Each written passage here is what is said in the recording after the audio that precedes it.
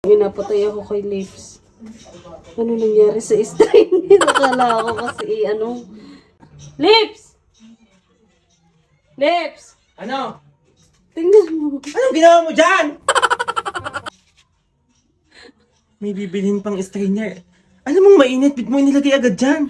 Ay, akala ko kasi ano, yung stainless. Pa-video-video ka pa ako hindi natutuwa. Eh, ang magkano ang strainer na iyan?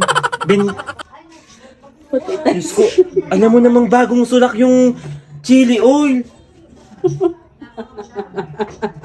Diyos ko, Akala ko stainless kasi. plastic to, hindi yan stainless. Eh, sorry na. Abay, babawasin ko yan sa sahod mo sa ano. Saan? May dala pa naman akong hotdog, gayat na, ako yung nagagayat doon. Baybayadin yung strainer namin. Bakit?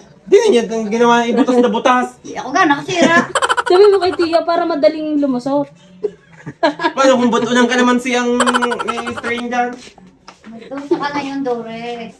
Baybayarin ka.